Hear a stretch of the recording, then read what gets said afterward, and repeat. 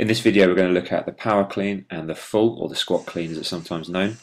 Both these exercises consist of quickly and forcefully pulling the bar to the front of the shoulders all in one movement. Now the difference between the two, with the power clean here, when I catch the bar my hips stay above my knees, i.e. the knee angle stays above 90 degrees.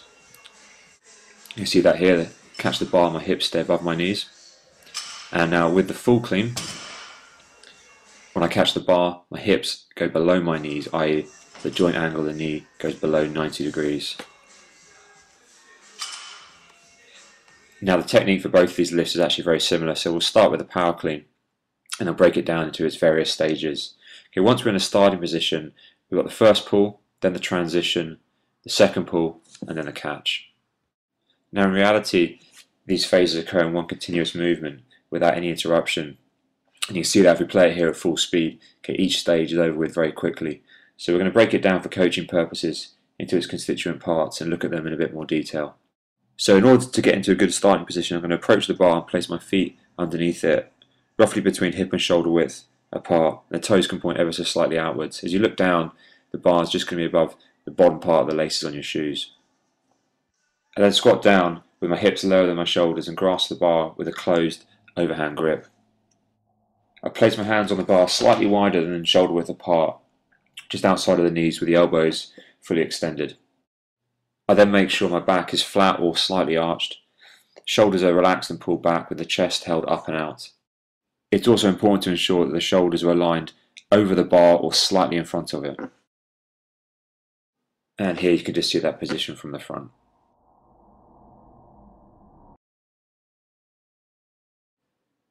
So I initiate the power clean with the first pull. I'm going to lift the bar off the floor by forcefully extending the hips and the knees. As I do this, I'm going to make sure I maintain a flat back position, and I'm going to keep the torso to floor angle constant throughout, so I don't let the hips rise up before the shoulders. Throughout this phase, I'm going to keep the elbows fully extended and the shoulders over or slightly ahead of the bar, and as the bar is raised, I'm going to keep it as close to the shins as possible. Now the transition is just a slight movement that allows me to go from that essentially deadlift maneuver into a more upright stance ready for the second pull. As the bar rises above the knees, I'm going to thrust the hips forward and slightly reflex the knees to move the thighs against and the knees under the bar.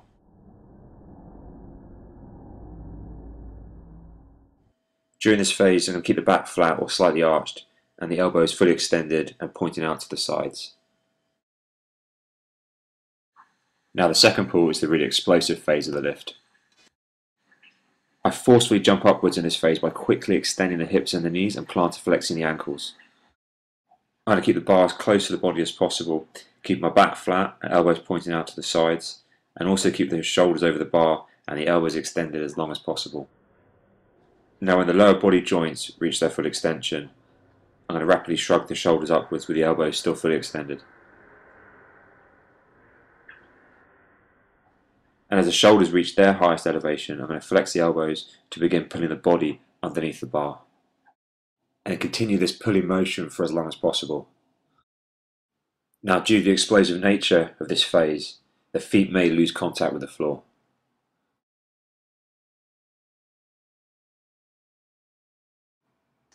Now, once the bar has reached its highest elevation, I'm going to continue pulling the body under the bar and rotate the arms around and underneath the bar.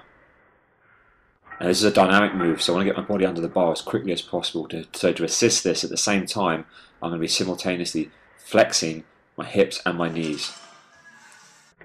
So once the arms are under the bar, I'm going to keep rotating the elbows around until the upper arms are parallel to the floor. And the finish is racked across the front of the shoulders. I also want to make sure when I catch the bar, I do so with a neatly erect torso, and the shoulders are going to be slightly ahead of the hips.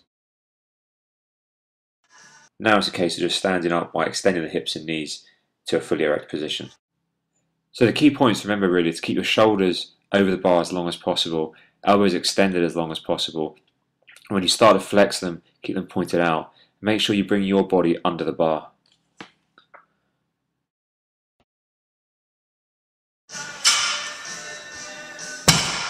On the return, just make sure you do the reverse essentially of the way up. So rotate your elbows back around the bar and then lowering it back down under control with a nice straight back. Now, as mentioned before, with a full clean, we're going to finish that catch position with our knees bent below 90 degrees. And you're mainly going to do this as a result of lifting a heavier weight, or if you just want to practice that full clean motion. So virtually everything is the same with the full clean that is with the power clean. The main difference comes in on that second pull. When we talk about the power clean, we try to pull our body underneath the bar. Now, with the full clean, you're just going to continue this motion a bit longer. So you pull yourself down into that front squat position, and that's where you're going to catch the bar. And you can see why, if we're lifting heavier weights, it's necessary to do this. We're not going to be able to get the bar as high with a heavier weight, so instead we have to pull ourselves underneath it and then stand upright as before.